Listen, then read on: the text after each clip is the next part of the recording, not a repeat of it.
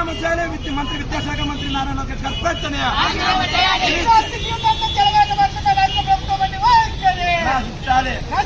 అనంతపురం నగరంలో నారాయణ విద్యా సంస్థలో విద్యార్థి ఆత్మహత్య చేసుకోవడం జరిగింది.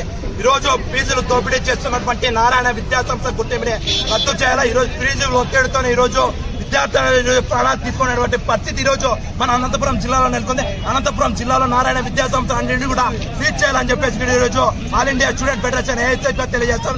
ఈ రోజు నారాయణ విద్యా సంస్థలకు ఒత్తిడిగా పనిచేస్తున్నటువంటి ఆరోగ్య గారిని వెంటనే సస్పెండ్ చేయాలని చెప్పేసి కూడా తెలియజేస్తాను. అనంతపురం నగరంలో జరిగినటువంటి ఏదైతే ఫస్ట్ ఇయర్ చదువుతున్నటువంటి చరణ్ అనేటువంటి విద్యార్థి థర్డ్ ఫ్లోర్ నుంచి ఫీజుల ఒత్తిడితో ఆధారంగా విద్యార్థిని క్లాస్ రూమ్ లో నిలబెట్టడంతో ఆ విద్యార్థి ఓర్చుకోక నన్ను క్లాస్ రూమ్ లో అందరి మధ్యలో అవహేళన చేసినటువంటి పరిస్థితి అని చెప్పి థర్డ్ ఫ్లోర్ నుంచి పడి చనిపోవడం జరిగింది.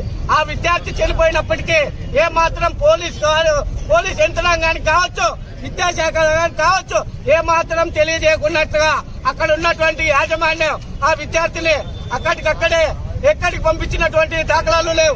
అక్కడ ఉన్నటువంటి రక్తపు మడుగులో ఉన్నటువంటి విద్యార్థిని ఆ రక్తపు మడుగులు అక్కడ ఉన్నటువంటి వాచ్మెన్లు వాళ్ళంతా కడిగేసి ఏ మాత్రం కూడా విచారణ జరుపుకోకున్నట్లుగా ఆ విద్యార్థికి అన్యాయం చేసినటువంటి పరిస్థితి. వీళ్ళు తీసుకోకపోతే ఉద్యమాన్ని ఉధృతం చేస్తాం, అవసరమైతే నారాయణ ఇంటిని కూడా ముట్టడిస్తామని చెప్పి ఈ సభాముఖంగా తెలియజేస్తున్నాం.